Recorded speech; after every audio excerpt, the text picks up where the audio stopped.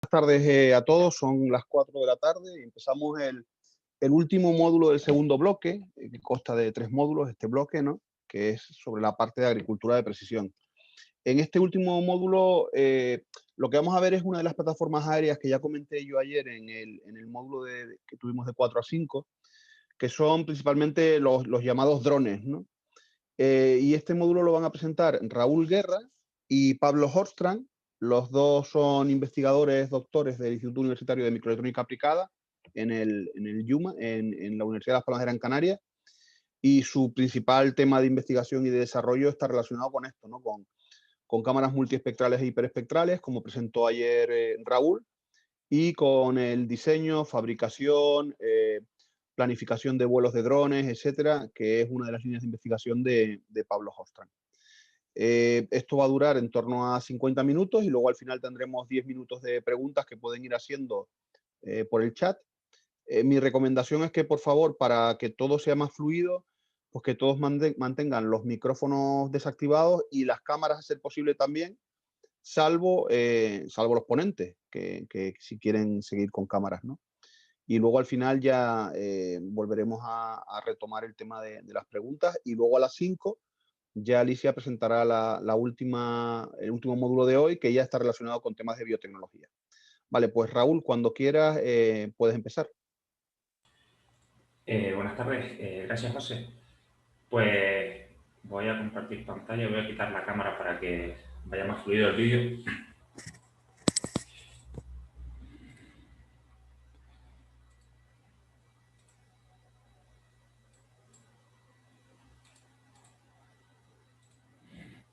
Vale, como ya comentó José, en esta parte lo que vamos a ver son las plataformas de vuelo, los drones, ¿vale? Que son los que usamos para cargar con las cámaras y con los sensores, con los que capturamos las imágenes aéreas de los terrenos, y con ellos pues ya sacamos las medidas como mapas NDVI o mapas en general de índices de vegetación y todo esto, ¿vale? Entonces, en general, la presentación o esta hora la vamos a dividir en estos puntos que vemos aquí. Primero vamos a explicar algunos componentes básicos del dron, cómo funcionan y todo esto, y luego ya vamos a pasar a las partes más específicas para que el dron pueda realizar misiones autónomas y, en general, orientadas a la agricultura de precisión. Pues bueno, vamos a empezar con los tipos de drones, ¿vale? Es bueno saber que hay dos tipos de drones multirotor y drones de ala fija. Son los que vemos en estas imágenes de aquí. Los drones de ala fija parecen o tienen un aspecto muy similar al de una avioneta, solo que mucho más pequeños y no tripulados, ¿de acuerdo? Y los drones multirotor pues son como estos que vemos en la parte de abajo. ¿Qué características tienen cada uno? ¿Qué ventaja y qué desventaja? Pues bueno, en el caso de los drones multirotor, la principal ventaja es que pueden despegar y aterrizar verticalmente, ¿vale? En un punto concreto, y además que pueden mantenerse estáticos en el aire, hacer hovering, que se llama. Por el contrario, los drones de ala fija pues no pueden hacer esto, pero tienen otras ventajas. En primer lugar, consumen menos batería y además pueden realizar trayectos mucho más largos y volar durante mucho más tiempo. Además, pueden volar mucho más rápido, pero como contrapartida tienen una velocidad mínima a la que tienen que volar. Por debajo de esa velocidad se caen. Entonces, claro, si lo que queremos es estar quietos sobre un terreno, pues tendríamos que irnos a drones de tipo multirotor. O si queremos volar muy despacio, si queremos recorrer grandes distancias, pues ir al otro caso, ¿vale? Vamos a ver ahora, de forma muy sencilla, muy esquemática, cuáles son los componentes básicos de un dron. Y lo que vamos a hacer es dividirlos en estos 5 tipos. En primer lugar, la controladora de vuelo, ¿vale? Luego los componentes orientados a la propulsión, es decir, todos esos componentes que hacen que el dron pueda levantarse del suelo. Luego los componentes relacionados con la comunicación y finalmente los sensores, telemetría y carga útil, ¿vale? Entonces, la controladora de vuelo, bueno, pues ¿qué es esto? Esto es realmente el componente más importante del dron, es el cerebro. Es como un pequeño ordenador con muchas interfaces, muchas interfaces para conectar distintas cosas, y que gestiona todo lo relacionado con el vuelo del dron. Es decir, por todas estas interfaces se le van a conectar tanto sensores, como pueden ser GPS, acelerómetros, etcétera, como actuadores que serían los motores del dron principalmente. Y entonces esta controladora de vuelo lo que va a hacer es, en base a las señales que les demos, ya sea con un mando, por ejemplo, si le decimos que el dron tiene que subir o que tiene que acelerar, desplazarse o cualquier cosa, va con esos datos que coge de los sensores a hacer X cálculos y darles las señales adecuadas a los motores. Es decir, es lo que gestiona todo el vuelo, ¿vale? Aquí tenemos dos ejemplos. En la izquierda esta es la N3 de DJI, que además pone aquí AG. Esto es de agricultura, ¿vale? Es una controladora de vuelo orientada a agricultura. Y esta es otra muy conocida, que es la P-Hawk. Además es open source. ¿Esto qué quiere decir? Pues principalmente que todos los códigos que se ejecutan dentro de esto son de carácter abierto, se puede acceder a ellos. Entonces hay muchos proyectos de investigación y desarrollo que usan este tipo de controladora de vuelo. Además de la controladora de vuelo, tenemos los componentes, como ya comenté antes, orientados a la propulsión del dron. Estos son los componentes que hacen que el dron pueda volar o despegar del suelo, ¿no? Y levantarse. El más intuitivo pues son las hélices, ¿no? Las hélices al moverse desplazan el aire, lo empujan hacia abajo y el dron sube. Entonces las hélices tienen características como el número de palas, por ejemplo aquí vemos hélices de 3 palas, aquí vemos hélices de 2, y el tamaño de la pala. Cuanto más grande es la pala y más palas tiene, pues más aire puede empujar y por lo tanto más carga puede levantar el dron. Por supuesto, cuanto más carga puede levantar el dron, más carga empuja esa hélice, pues necesitará a su vez un motor más potente que la mueva, ¿no? Entonces, estos son los motores que se usan en el dron, estos de aquí de la derecha. Se llaman motores brushless. Brushless es motor sin escobillas, son motores eléctricos. Y básicamente tienen distintos tamaños y potencias. Acorde, aumentamos el tamaño y el número de palas de las hélices, tenemos que aumentar también la capacidad de los motores, ¿no? Poner motores más potentes.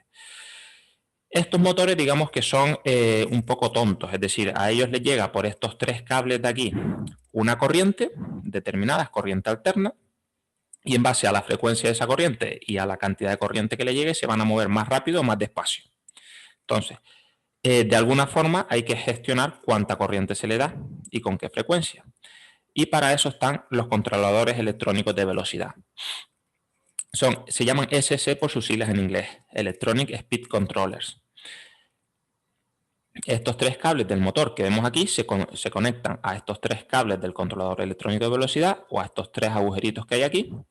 Y va a ser el controlador electrónico de velocidad el que le va a dar la corriente al motor para que se mueva a una velocidad determinada. ¿Y en base a qué se le va a dar? Pues bien, este cable finito que tiene el controlador electrónico de velocidad o este aquí van conectados a la controladora de vuelo. Entonces la controladora de vuelo le va a decir al SC a qué velocidad tiene que moverse el motor y en base a eso el SC le dará la corriente adecuada al motor, ¿vale?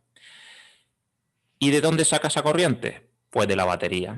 Y a la batería se conecta por estos 2 cables, el negro y el rojo. Es decir, básicamente conectamos la batería al SC y esto de aquí lo conectamos a la controladora de velocidad, a la controladora de vuelo. La controladora de vuelo le dice cómo de rápido se tiene que mover el motor y esto le da la corriente al motor, la corriente adecuada.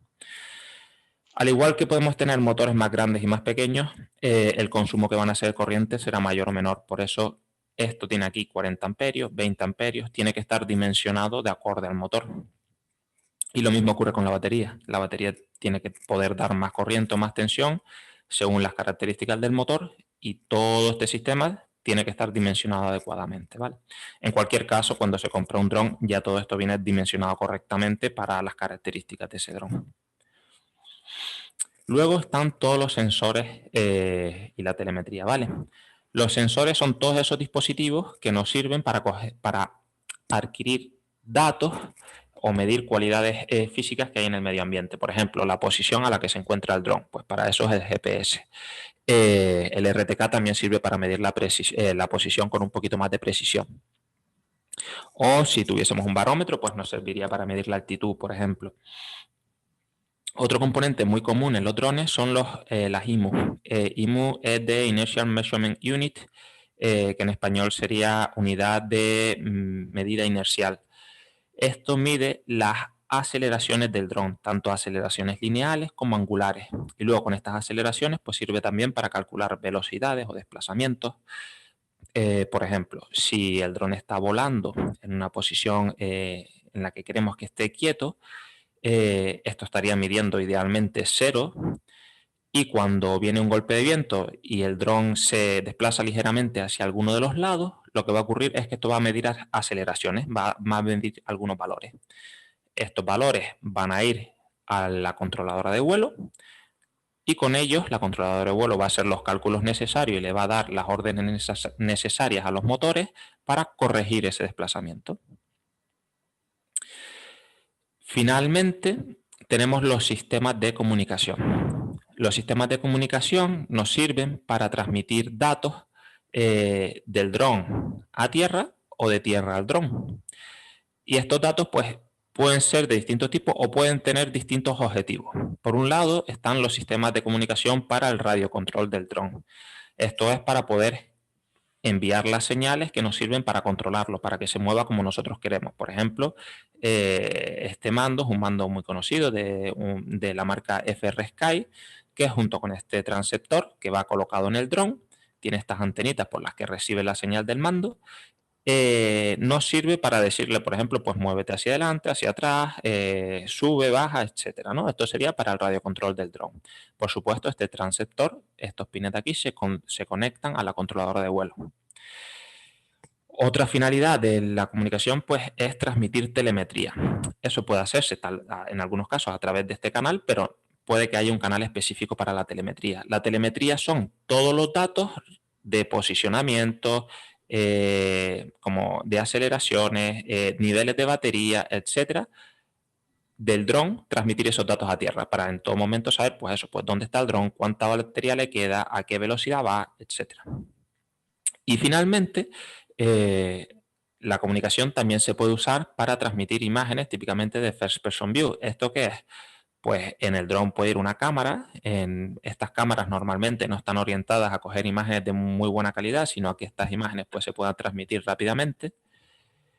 Y con estas imágenes que se transmiten a tierra, el usuario a veces en una gafas.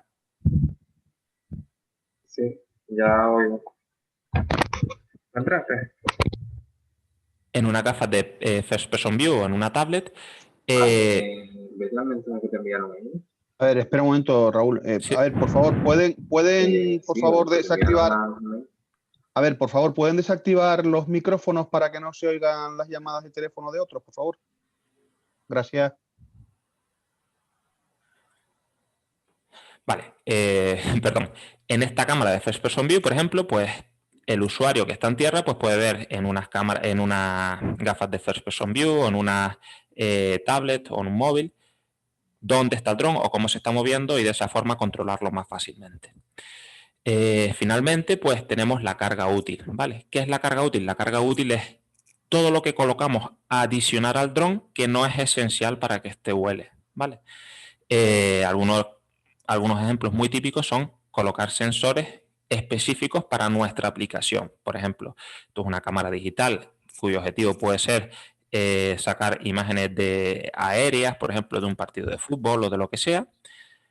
En este segundo caso, esto es una cámara multiespectral más específica para la agricultura de precisión. Esta cámara multiespectral sirve, por ejemplo, para coger las imágenes adecuadas para sacar índices de vegetación. O este último caso es un LiDAR. Esto sirve para medir el relieve de la superficie, que puede tener utilidad en muchas aplicaciones. Pero no solo tiene por qué ser sensores, puede ser cualquier tipo de carga útil, ¿vale? Por ejemplo, aquí en el primer caso tenemos como carga útil todo lo necesario para que el dron pueda coger y soltar paquetes para una aplicación de distribución de mercancías.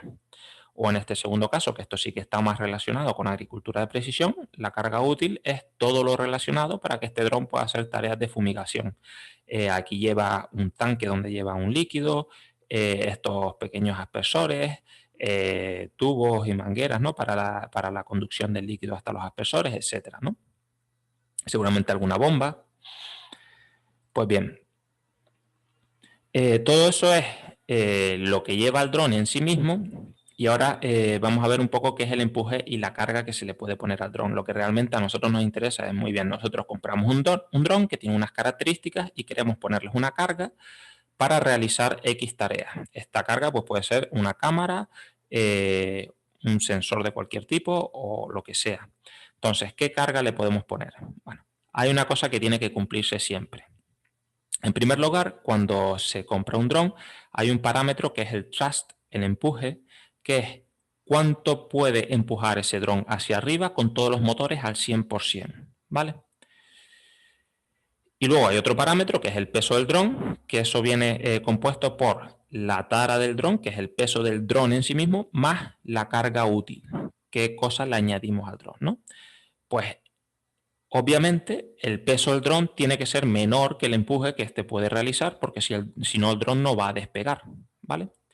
Pero además no basta con que sea un poquito menor, tiene que ser bastante menor, por un motivo, y es que para que el dron se mueva en las distintas direcciones, el dron lo que hace es que no lleva los motores siempre al 100%. Por ejemplo, si el dron se va a mover hacia adelante, lo que hace es que los motores de adelante, precisamente, los empieza a mover más despacio. De esa forma, el dron se inclina hacia adelante y como los motores de atrás están girando más rápido, pues se desplaza. Claro, el empuje es, el dato este es cuando todos los motores están al 100%, con lo cual, desde que alguno no esté al 100%, ya el empuje será menos, ¿vale? Por lo tanto, lo normal es que el peso máximo que que deba tener el dron esté entre 0,5 y 0,8 veces el empuje máximo del dron, ¿vale?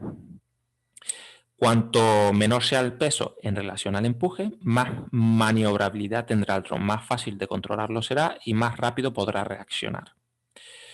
Y bueno, hasta aquí todo esto han sido las características más básicas del dron y de aquí en adelante va a seguir Pablo comentando pues cuáles son los componentes necesarios o qué cosas hay que añadir ahora para que el dron pueda realizar vuelos autónomos para agricultura de precisión.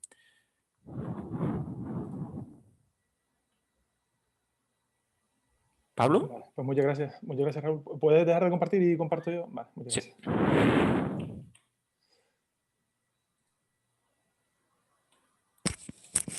De acuerdo, pues muchas gracias Raúl.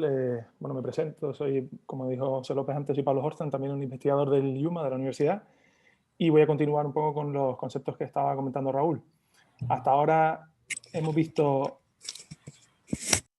cuáles son los componentes necesarios para que el dron vuele. Por ponerles un ejemplo sencillo, pues como por ejemplo el dron, yo tengo un mando con un piloto, lo levanto y empiezo a hacer acrobacias o movimientos sencillos de vuelo. Pero ahora lo que vamos a ver, dentro de lo que también Raúl habló de las aplicaciones, por ejemplo, hay aplicaciones de transporte, fumigación, yo les voy a hablar en concreto de las aplicaciones de monitorización, que es lo que ustedes pueden estar utilizando en la agricultura. Es decir, tienen un terreno y quieren comprobar el estado de la cosecha, pues para eso van a tener que monitorizar la zona con vuelos autónomos. Entonces, eso es lo que vamos a ver en esta parte. Principalmente podemos destacar tres componentes fundamentales para llevar a cabo estas misiones autónomas. Una es el estabilizador mecánico, que también se le conoce como gimbal. Aquí vemos un Ronin MX, que es de la empresa DJI. Luego tenemos el PC a bordo, que en este caso pues, sería, por aquí tenemos por ejemplo una Jetson de NVIDIA y la Raspberry Pi, no sé si les suena. A ver, un segundo, voy a ponerla en modo presentación.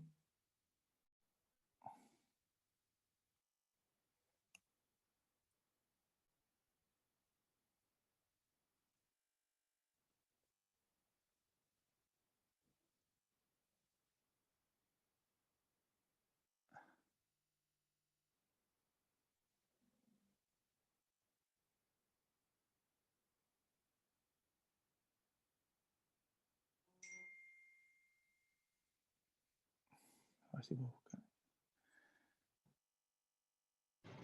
Da igual, Pablo, si no sigue así, no hay problema. Vamos, se ve bien.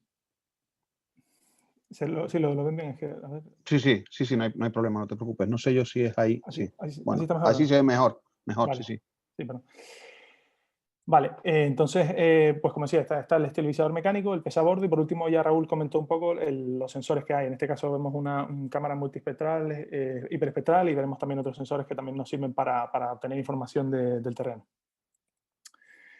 El estabilizador mecánico es el que transporta la carga útil. Como comentaba, pues, por ejemplo, en este caso, si queremos monitorizar los sensores, puede ser ya sean hiperespectrales, multiespectrales, el GPS, todo eso iría embebido en el estabilizador mecánico. Aparte, absorbe movimientos bruscos que pueda tener el dron, como son las vibraciones, o si tenemos, por ejemplo, viento, etc. Presenta varios grados de libertad, es decir, lo podemos mover en 3 ejes en concreto. Y eso nos permite orientar la carga, por ejemplo, si queremos orientar la cámara a un ángulo deseado, ¿no? Estos serían los ángulos que podemos de grado de libertad, es decir, tenemos el ángulo de guiñada que se llama, que es el yaw, el pitch y el roll, y podemos, por ejemplo, girar la cámara en cualquiera de esos 3 grados cuando el estabilizador es activo, es decir, que está controlado por motores, como vemos aquí. Este estabilizador tiene motores que le permiten girar y aparte controlar estos impactos de forma activa. Hay otros estabilizadores que son pasivos, es decir, que simplemente dejan la carga muerta, pero no los podemos controlar de forma activa. Hay muchos ejemplos en el mercado de estabilizadores. Pueden ver, estos son los más pequeñitos, por ejemplo, para los Phantom. No sé si los conocen, el modelo Phantom de DJI. Este es el concreto del Phantom 3. Luego tenemos el que comentaba antes, el Ronin MX, que se utiliza también mucho en filmografía, ¿no? Se utiliza también para eso, para hacer películas y demás. Y Gremsy, que también es una marca muy potente que tiene una gama para cámaras o sensores muy pequeñitos hasta sensores mucho más grandes.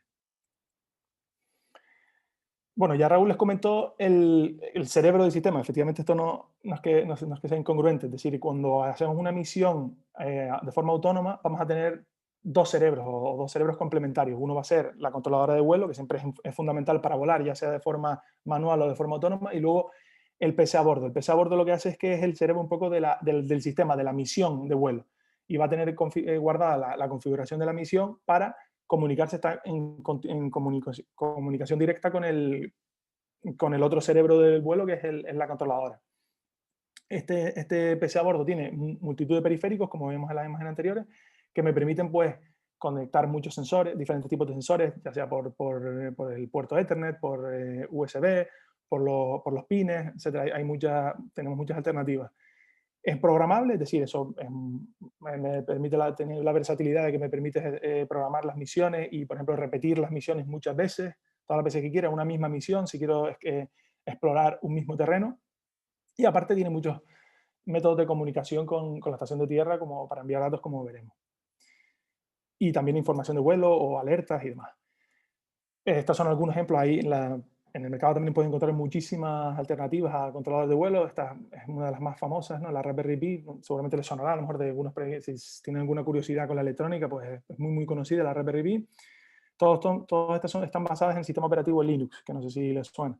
Luego está la Odroid, que está un poquito más potente, la XU4, tiene un poquito más de RAM. Por ejemplo, los periféricos pueden comunicarse a mayor velocidad, como vemos aquí tenemos 3.0, USB 3.0, el Ethernet es gigabit. Y también tiene una procesadora un poco más potente. Nosotros la utilizamos bastante. Aparte tiene una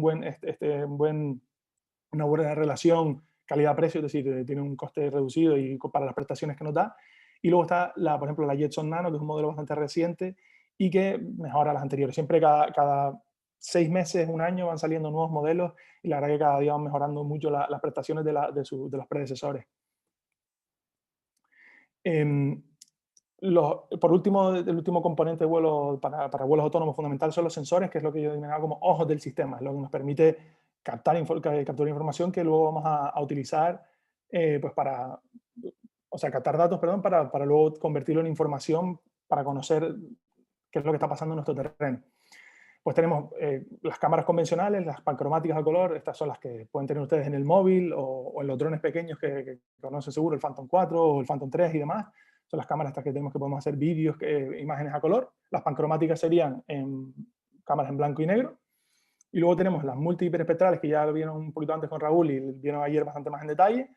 También tenemos sensores térmicos, que nos permiten capturar eso es un rango del espectro superior a las multiespectrales. Nos dan un poco una noción de la temperatura de los cuerpos que están en la imagen.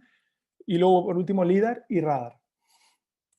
Y ayer vieron un poco con el compañero, me parece que fue con Alejandro, el concepto de espectro electromagnético. No quiero tampoco entrar aquí mucho en detalle. Aquí estoy un poco en los rangos del espectro electromagnético y simplemente quería encajarles todas estas tecnologías de sensores que les he mencionado dentro del espectro electromagnético para que tengan una noción, una idea, digamos.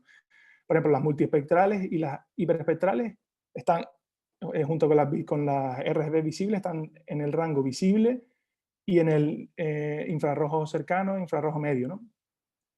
Entonces, en este rango de aquí. Luego tenemos los sensores térmicos que, como decía, están un poquito más, capturan energía un poquito más arriba, o sea, con longitudes de onda mayores, es decir, por eso suelen estar entre 8, 7 y 14. Y luego tenemos los radar y los LIDAR, que se diferencian un poquito de los anteriores en que los radar y los LIDAR lo que hacen es que emiten una señal y luego la vuelven esa señal se refleja en el cuerpo y la vuelven a capturar, y entonces en función de a cuánto tarde esa señal en volver, calculan a cuánto está ese objeto. Por ejemplo, en el caso del LIDAR, se utiliza mucho en coches autónomos porque tiene un rango de distancia pequeñito. El LIDAR suele trabajar en esta parte del espectro, en la zona del NIR, y sirve eso para coches para distancias de un par de metros. Y luego tenemos el radar, que es lo mismo pero con ondas de radio, es decir, eso ya nos permite irnos a kilómetros incluso. Por ejemplo, esto es una versión de un radar que se puede montar en un dron, es decir, antiguamente los radares eran enormes, eran unos armatostes que no podíamos, que había que montarlos en satélites o en aviones y demás, y ahora ya pues se están miniaturizando para poder embarcarlos en estos drones. Y pues nos permiten, como digo, pues alcanzar un mucho mayor rango de distancia y detectar objetos. Entonces, vale, ¿cómo gestionamos la misión de vuelo? ¿Qué vamos a necesitar? Pues para ello vamos a necesitar de software, de aplicaciones concretas. Estas aplicaciones nos van a permitir sincronizar el vuelo en sí con los sensores. Eso es fundamental porque tenemos que decirle a la cámara exactamente cuándo tenemos que capturar. Y eso lo hace la propia aplicación para luego poder componer un mapa de toda la zona, porque no vamos a capturar una única imagen, sino vamos a capturar a lo mejor 200 o 300. Luego también gestionar lo que es la carga de las baterías y los elementos adicionales del dron, como por ejemplo también los sensores adicionales como GPS o RTK, que ya comentaba antes Raúl. También nos permite calibrar algunos de estos sensores, como el magnetómetro, la IMU que decía también Raúl. Mandar alertas al usuario, porque por ejemplo si hay algún error y que el usuario tiene que tener en cuenta antes de empezar a volar, si durante el vuelo sucede algo. Todo esto lo puede hacer la aplicación, y aparte, y luego también pues ejecuta alguna acción de emergencia en caso de que, por ejemplo, hay una raya de viento muy grande que no pueda continuar, pues a lo mejor se queda parado en modo hovering, que es estar volando en un punto concreto, o vuelve a casa. Es decir, todo esto nos permite hacer las aplicaciones. Existen varias aplicaciones de vuelo en el mercado, que seguramente algunas le sonarán, otras no tanto. Decía, la primera que he puesto, la Yuma Ground Control, es una que hemos desarrollado nosotros, esta seguramente no la conocerán, pero las otras les sonarán o les suenan, o si no les van a sonar más en el futuro, que seguramente utilizarán alguna de ellas.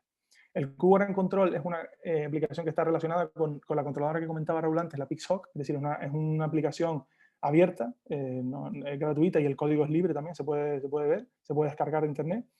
Luego tenemos las aplicaciones de DJI, que son exclusivamente para los drones de DJI, de la empresa china. Tenemos el Go 4, que es un poco la estándar para trabajar con la saga Phantom 3 y 4. Y luego tenemos las S Pro y la DJI Terra, que ustedes sí que la van a utilizar bastante si trabajan con los drones que ha comprado la Escuela de Capacitación Agraria, que son los Phantom 4 multispectral. Poco para que tengan una idea de qué es lo que es, como digo, qué es lo que hacen las aplicaciones de control de vuelo. Aquí vemos un par de imágenes que he capturado de la nuestra, de la del Yuma, y simplemente pues ven que, por ejemplo, me permite, si yo quiero escanear este área de aquí, pues selecciono los elementos extremos de la aplicación, del área, y a partir de aquí ya le doy a que me recalcule cuántos puntos intermedios de vuelo va a ser. Entonces él al final va a ser un vuelo en zigzag, que va a tener esta dirección, en función de, por ejemplo, a la altura a la que vuelo, cuánto solape le quiero dar a las imágenes. Es decir, porque a veces quiero que las imágenes se solapen un 50% para luego, a la hora de hacer la composición del mapa, tener una buena resolución. Luego aquí también vemos que puedo fijar alguna serie de parámetros de la misión, como por ejemplo la altura, la velocidad, a qué velocidad quiero que también capture la cámara, y etcétera. O sea, hay muchas cosas que se pueden hacer con este tipo de aplicaciones. Voy a mostrarles una demo de la aplicación que se utiliza para controlar el DJI, el Phantom 4 multispectral que ha comprado la Escuela de Capacitación Agraria, un poco para que les suene, por si pues eso, el día de mañana lo utilizan ustedes. Entonces voy a dejar de compartir un segundo y voy a compartir ahora el vídeo. De acuerdo. Entonces, esta es la aplicación, la GS Pro. La abrimos, ¿no? Y entramos en esta pantalla y como vemos directamente cuando está conectado el dron, en este caso es una simulación que yo tenía conectado el dron en el propio laboratorio en un simulador de vuelo, y aquí ven que me aparece el dron que está conectado, que es en este caso sería, yo le he puesto el nombre Apogeo, que es el nombre del proyecto, pero ustedes le pueden poner el nombre que quieran, y me aparece este puntito verde que significa que el dron está conectado, ¿vale? Fíjense un detalle, y es que aquí me aparece mi nombre, es decir, se tienen que crear una cuenta en DJI para poder acceder a esta aplicación. Entonces se crea la cuenta y ya pueden entrar en esta pantalla. Una vez que, por ejemplo, aquí vemos que vamos a picar ahora en las misiones que tengo ya guardadas en una memoria y que puedo volver a repetir, o que puedo crear nuevas misiones. Entonces, un poquito para adelante, pico, como vieron, pico aquí en las misiones, y entonces entro en esta pantalla que ya me aparece un poco la pantalla de control del dron. Aquí vemos cómo me lo centra en el mapa de la península.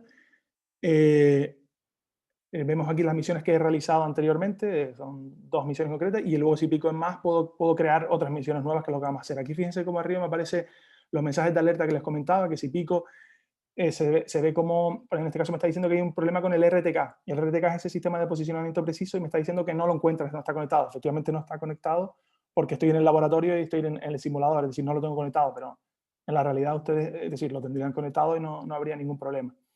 Pero aquí me saldrían todas las alertas que les comentaba antes de, por ejemplo, si hay algún sensor que no está calibrado, por ejemplo, cosas que no me van a impedir realizar la misión cuando la quiera ejecutar.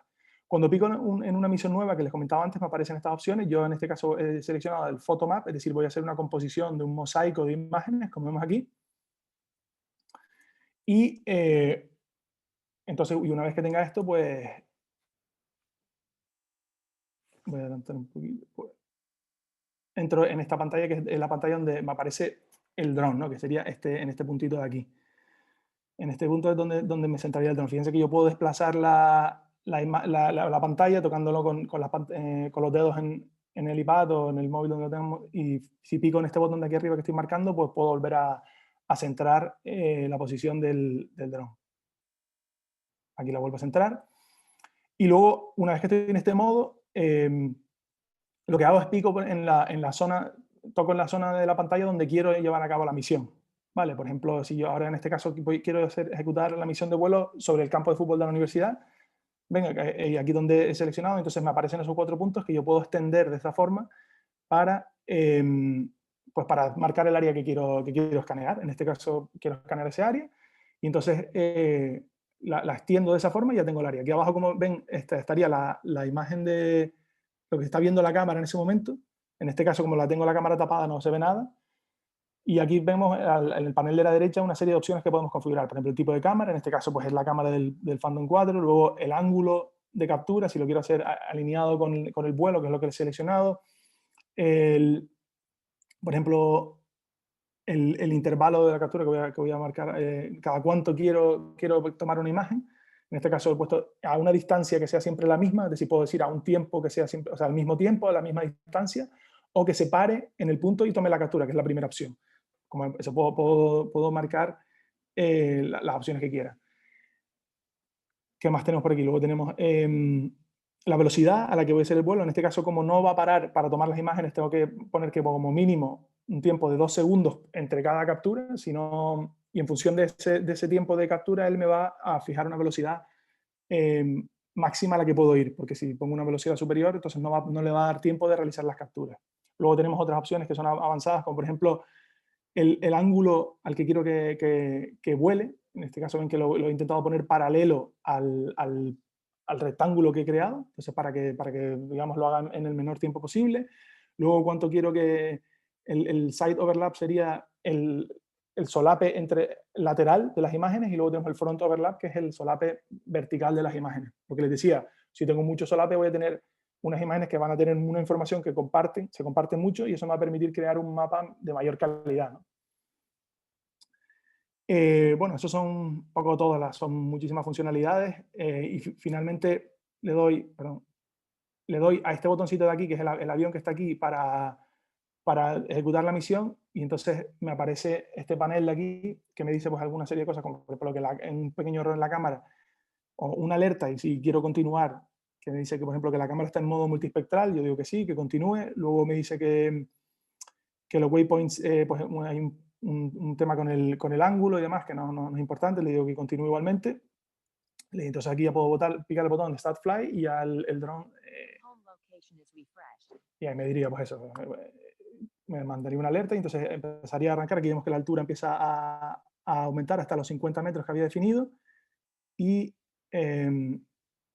una vez que ya está a esa altura, pues se empieza a desplazar hasta el punto, como vemos ahí va volando, volando, volando hasta el punto, lo estoy adelantando un poco, y una vez que llega al punto, empieza a hacer la misión en la dirección que yo le he dicho. Y ahí fíjense cómo toma no sé si se van a escuchar la captura cada vez que se va desplazando. Ahí, por ejemplo, hay una captura, ahí hace una captura, entonces cada vez que se hace una captura se va viendo aquí en esta pantalla, que es donde se vería la imagen que está capturando el dron. Esto, como digo, es el simulador y por tanto no lo vemos.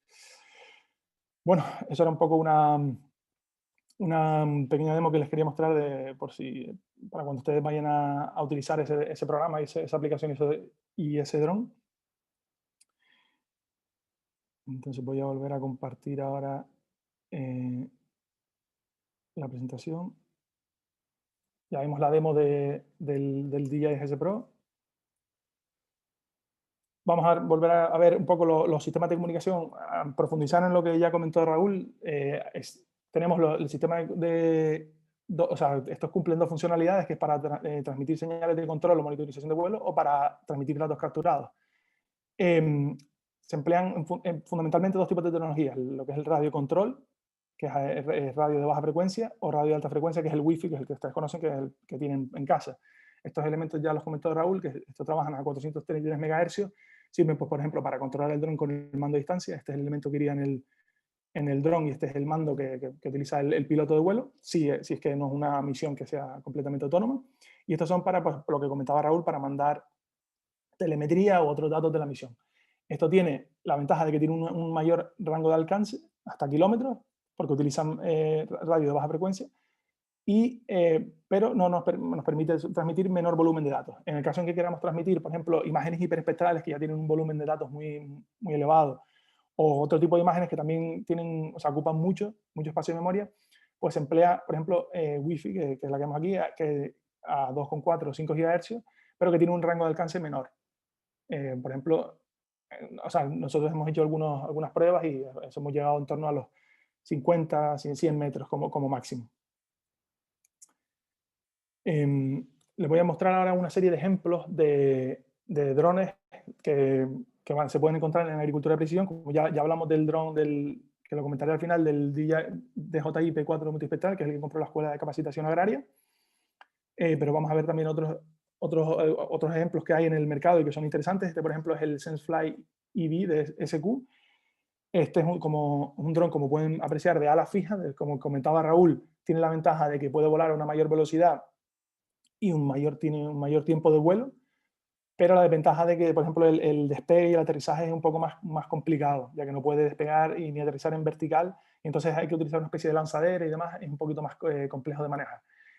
Como vemos aquí, tiene una cámara multispectral con 5 sensores que vemos aquí, ¿no? El rojo, el verde, el Red Edge, el RGB y el Near Infrared, ¿no?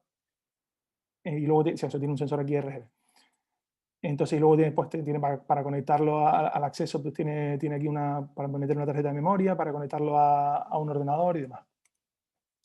Luego tenemos el Centera Omni AG, que tiene una cámara multispectral con 2 sensores únicamente, uno que captura una imagen RGB, o sea, de rojo, verde y azul, y uno que captura la imagen en el Near Infrared, el NIR.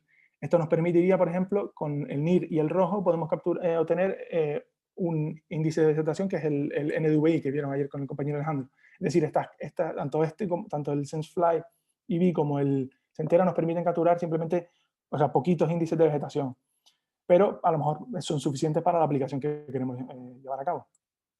Luego tenemos la plataforma que hemos desarrollado en el Yuma, que está basada en una cámara hiperespectral, como esta, la Spekin FX10.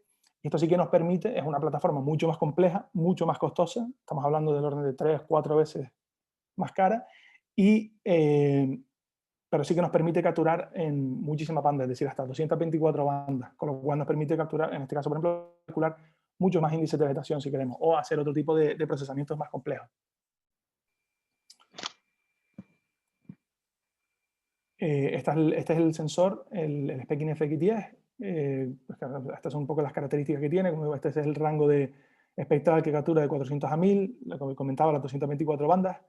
Y como vemos, el precio ya de por sí, ya solamente la cámara, ya solamente el sensor, son 13.000 euros, es más caro que todos los drones que hemos visto anteriormente. Con lo cual, estos son para aplicaciones muy específicas en las que queramos capturar muchos datos y luego hacer un análisis muy pormenorizado y detallado. Esto es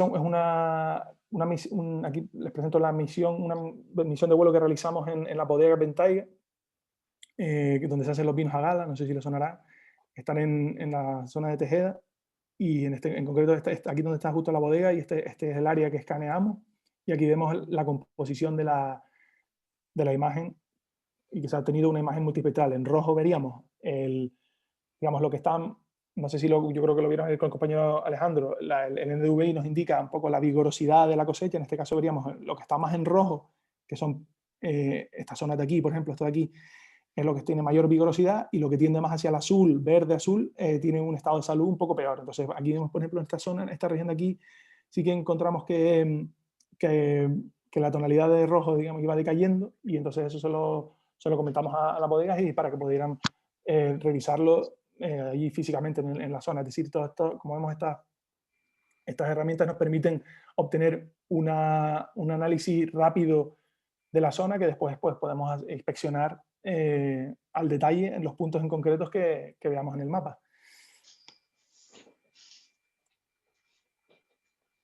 Y por último, como les comentaba, el dron que ha comprado la Escuela de Capacitación Agraria, que también en este caso tiene 6 sensores, como vemos aquí.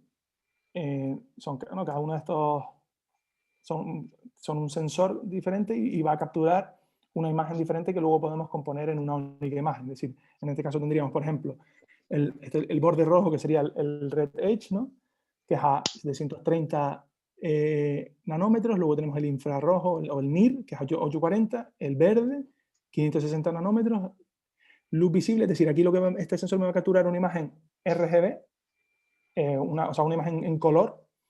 El rojo solamente, que está a 650 nanómetros, y el azul a 450 nanómetros. Es decir, me va a capturar una imagen RGB, pero también voy a tener una imagen RGB si compongo la imagen que me da esta con esta y con esta. O sea, esa información va a ser redundante. Y aquí vemos un ejemplo del laboratorio de la cámara.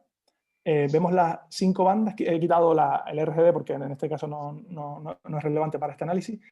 Y vemos que tenemos las 5 bandas, son imágenes que después nosotros vemos en blanco y negro, pero en realidad nos reflejan ese rango espectral que he comentado, por ejemplo, de 560 nanómetros. Y, por ejemplo, si utilizo esta banda con esta, pues puedo calcular este resultado aquí, que es el índice de vegetación. Y aquí puse una hojita que la comparo, por ejemplo, con mi mano, y vemos como la hoja está mucho más cercano al rojo que mi mano, ¿no? Simplemente un ejemplito que estamos haciendo en el laboratorio para comprobar que la captura de la cámara tenía sentido. Hay que tener cuidado porque esta cámara trabaja con un sensor de irradiancia, con lo cual su funcionamiento mejora mucho más cuando está en el exterior. Esto es una imagen tomada en el interior del laboratorio, con lo cual la luz, los resultados no son tan precisos como si lo utilizó en el exterior, con la luz solar. Aquí vemos un ejemplo también con este dron de un vuelo que hicimos en una bodega en Bandama. Y vemos, por ejemplo, aquí la banda del verde, ¿no?, que es lo nuevo, se ve como en blanco y negro, pero es la banda que se ha obtenido con el sensor que cogía el verde. Esta es una composición de falso color de las bandas que comentaba antes, del rojo, verde y azul. He compuesto esta imagen de aquí, o sea, cuando volando por esa zona de los viñedos. Y nuevamente pues se ha calculado en NDVI, como el vuelo este se produjo, creo que fue en octubre, no sé si mediados de octubre, pues ya estaba en un estado donde estaba perdiendo todas las hojas y demás, con lo cual, como vemos, las zonas de buena salud son muy escasas. Pero si tomamos esta misma imagen, pues como sabrán ustedes, pues en junio o julio, pues la situación sería muy diferente. Y por último, vamos a ver un poco de la normativa sobre plataformas de vuelo, que es muy importante y que seguro que ya han oído hablar. Si ustedes van a llevar a cabo misiones de vuelo, es importante tener unas nociones básicas de pues, quién es, por ejemplo, quién es el organismo regulador. En este caso es la Agencia Estatal de Seguridad Aérea, la AESA. Y en concreto, el último Real Decreto, que esto seguramente se irá actualizando y saldrán nuevos Reales Decretos, porque esto es una tecnología que está muy viva y que requiere de nuevas normativas, porque todavía son quizás, en mi opinión, un poco estrictas. Entonces, en este caso, pues este Real Decreto, que es el último a salir, que es el de 2017, regula las aeronaves pilotadas por control remoto, que en este caso serían los drones, como que es lo que hemos venido hablando en este tema. Y luego también en qué, pues, los escenarios y requisitos para realizar este tipo de actividades. Por ejemplo, especifican actividades con vuelos, actividades deportivas, recreativas, de competición, exhibición y demás. Todo eso viene recogido en este Real Decreto. Y luego también otro detalle importante que creo que es relevante conocer son las zonas en las que podemos volar en el territorio en el que nos encontramos. Por ejemplo, aquí he puesto las Islas Canarias. Vemos aquí diferentes zonas de color, ahora las vamos a especificar, por ejemplo, la zona amarilla, la naranja, la zona rosadita y demás. Y aquí vemos una, en este caso, haciendo suma a la isla de Gran Canaria, vemos las diferentes zonas que nos marca este mapa. En concreto, la más crítica es la zona CTR, que vemos aquí en amarillo. Y en esta zona solo se puede volar en unas condiciones muy estrictas. Como vemos, para la isla de Gran Canaria, abarca prácticamente la totalidad de la isla, y con lo cual nos limita los vuelos fuera de zona CTR a solamente pues, la parte de Mogán, de Beneguera, Tabadaba y demás. Pero el resto tendríamos que cumplir con todo lo que nos dice la AESA, ¿no? La Agencia Estatal de Seguridad Aérea, para poder volar en esa zona. Como por ejemplo, pues, tenemos que estar dados de alta como operadora de vuelo, que eso requiere muchísimo trámite administrativo y de muchos permisos. Luego tendríamos que tener, por supuesto, esto para volar en cualquier lado, tendríamos que tener la licencia de pilotos de drones.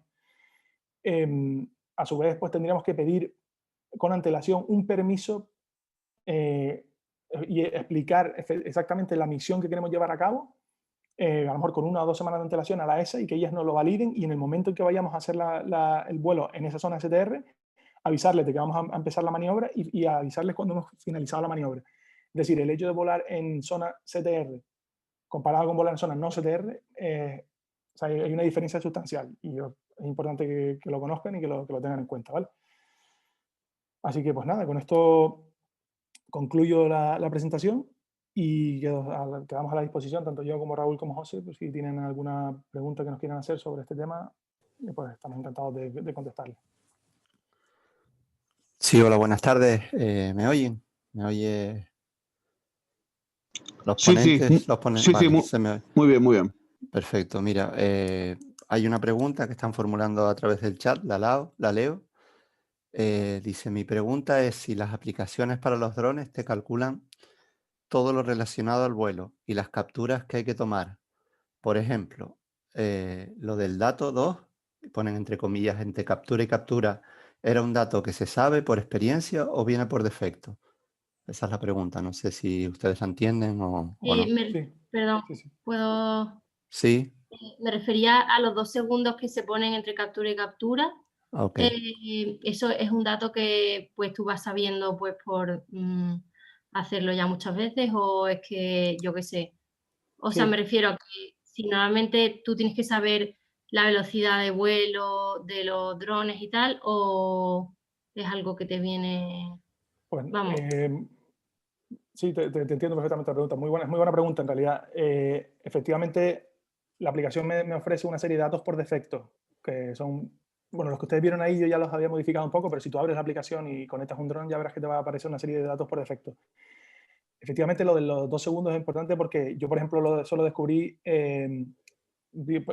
jugando con la aplicación. Es decir, por ejemplo, no sé si viste los 3 modos que había, de, por ejemplo, de captura, que era uno que era que paraba cada vez que va a hacer una captura, que era el hover, no sé, hover y start hover, algo así, que era el primero. En ese caso, el tiempo por captura lo puedes bajar hasta 1 segundo si quieres, porque realmente él se va a parar, va a hacer la captura y va a continuar. Sin embargo, si yo lo voy haciendo durante el vuelo, sí que voy a tener que aumentar ese tiempo, porque si no, no le voy a dar suficiente tiempo al dron para que almacene todas esas imágenes en memoria. Pero eso básicamente tú lo vas a detectar cuando vayas a... Si pones el modo que yo puse, que es que lo vaya capturando a una equidistancia, él te va a decir, la máximo tiempo que puedes poner aquí es 2 segundos. Y tú lo fijas y ya está. Eso te lo va indicando la aplicación. Ok. Y Vale, el resto de entonces- cosas, en cuanto al solape, no sé si también preguntabas, por ejemplo, ¿qué solape tengo que poner? Pues nosotros solemos recomendar, para tener luego, porque después hay otras aplicaciones que me permiten componer el mapa, más del 50% tanto en vertical como horizontal. Pero tampoco hay una guía básica que me diga, oye, pues tiene que ser 55, 60, 70. Eso es también un poco, con la práctica uno va aprendiendo cuando después compone las imágenes y ve los mapas y dice, oye, pues a lo mejor si le pongo un poco más de solape, el resultado final mejora un poco. Entonces voy modificando. La recomendación que nosotros le damos es que sea superior a 50%. Ok, vale. Pues gracias. Nada. Hay otra pregunta, a ver, hay varias. Si continúo. Pregunta Alicia que sobre las restricciones de vuelo, si solo son para vuelo libre o se pueden hacer también con vuelo cautivo. Perdón, con vuelo Dice, cautivo. sí, dice, en referencia a las restricciones, ¿son para vuelo libre? Si son O sea, me para vuelo imagino que libre o libre, se puede hacer con vuelo cautivo, es lo que ella pregunta. Sí. interpreto vuelo libre se refiere a vuelo de ocio, o sea, de recreativo, es decir, para uso personal o No lo interpreto sé si eso. ella puede intervenir, Vale. no sé si está oyendo y lo aclara. Creo que vuelo cautivo se refiere a cuando el dron no va con batería, sino va alimentado con un cable, ¿no, Pablo? No lo sé, pues puede ser. Lo que pasa es que eso ya son aplicaciones muy concretas. No sé si... Exacto, es eso justamente. Vale. El vuelo libre en el exterior sin ninguna limitación del dron y el vuelo cautivo que no puede volar en el fondo libremente, bien porque está sujeto o bien porque está alimentado por un cable que le restringe el movimiento. Claro. Eso sí, vamos a ver, lo del cable es una pregunta también interesante y curiosa, porque lo del cable, vamos a ver, los drones, el mayor defecto o la mayor desventaja que tienen es que la autonomía que tienen suele estar en torno a los 20, 25, 30 minutos. Entonces hay alguna tecnología que te permite con un cable alimentar el dron desde tierra.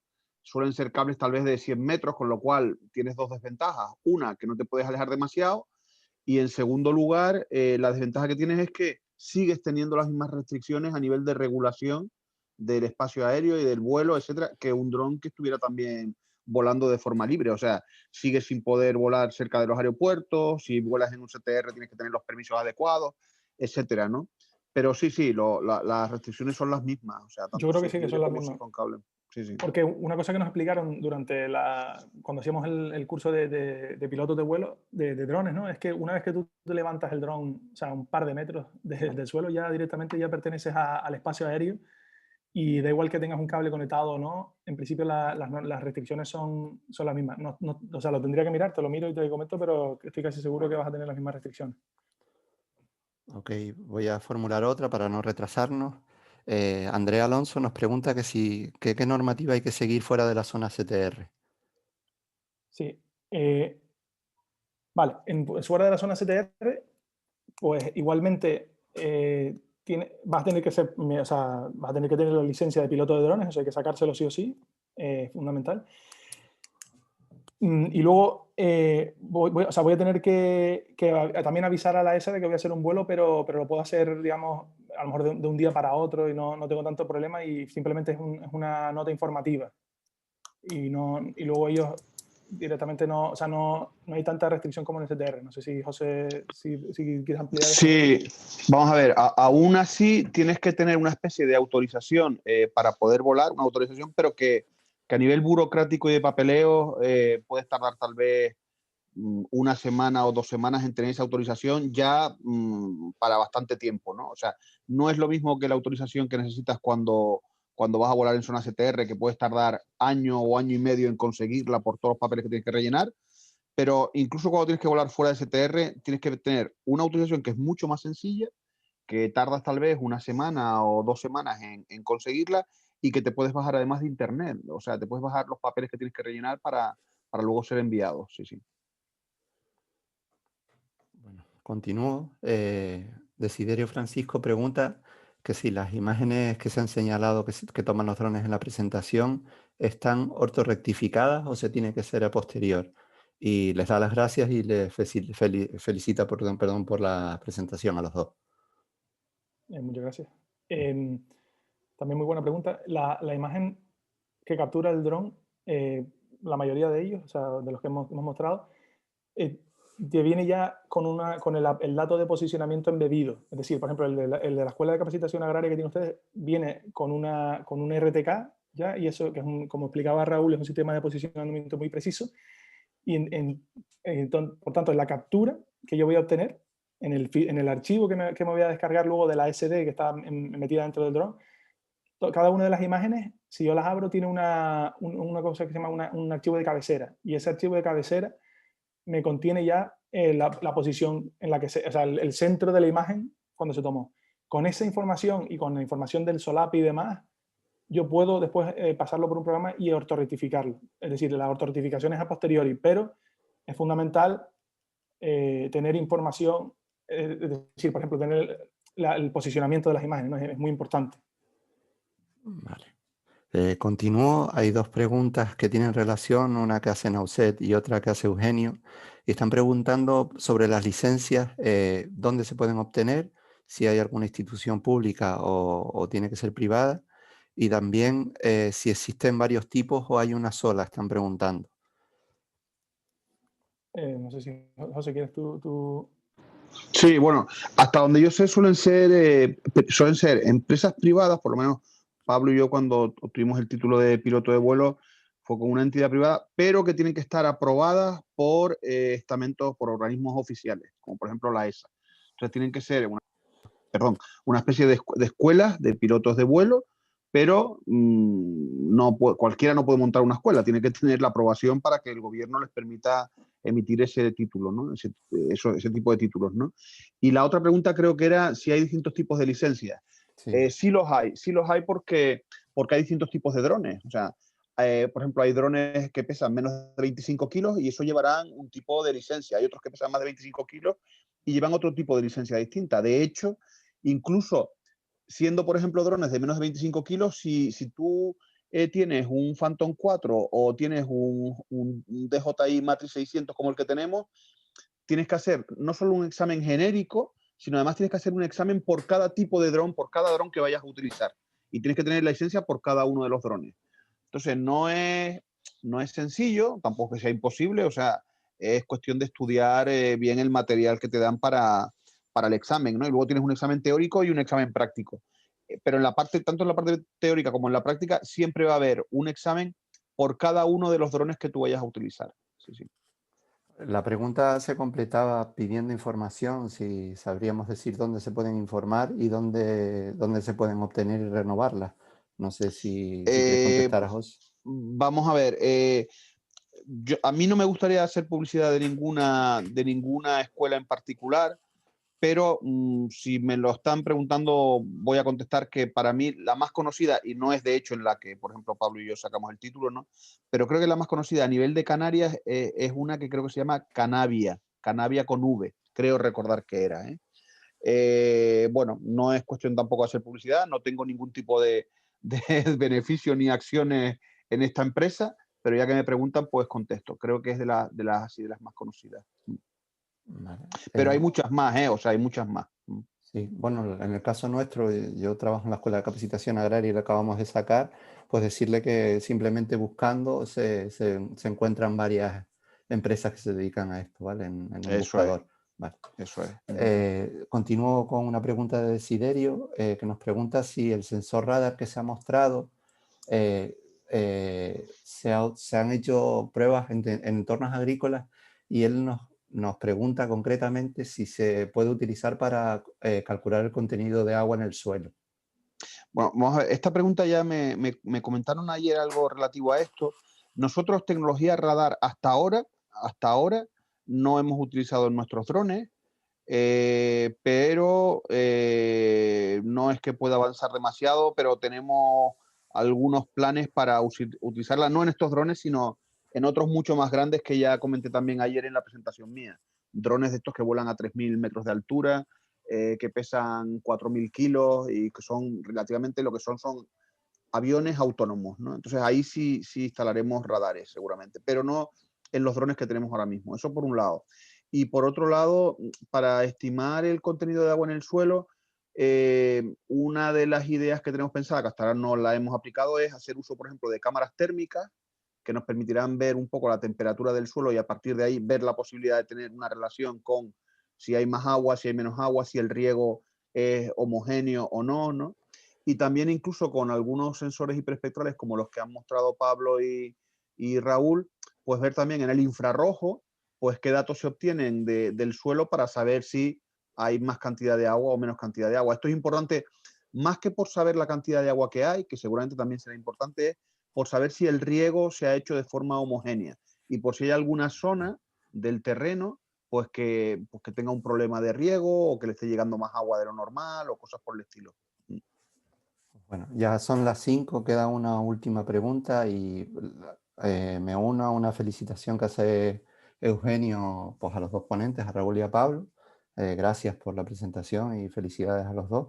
Y la pregunta que hacen, pues finalizamos ya con esta, si te parece bien, José, es si se sabe algo sobre la convalidación en la nueva normativa que va a salir ahora a principio de año, sobre los títulos de piloto de drones para las personas que ya lo tienen. Bueno, vamos a ver. Yo me suelo reunir, de hecho, la semana que viene tendré una reunión con él aquí, una persona que a nivel nacional es un fuera de serie en todo esto de reglamentación. Lo que él me ha podido avanzar es que la reglamentación del año que viene, el borrador está entregado, se está evaluando, no me ha podido indicar mucho más, pero sí me ha dicho que va un poco a flexibilizar un poco todo esto de la normativa y hacer que todo sea mucho más sencillo a todos los que tenemos drones y volamos con drones. Pero no sabría contestarte ahora mismo si el título de la renovación, si eso va a cambiar o no, la convalidación, etcétera. No sabría. Sí me ha dicho que todo va a ser mucho más sencillo.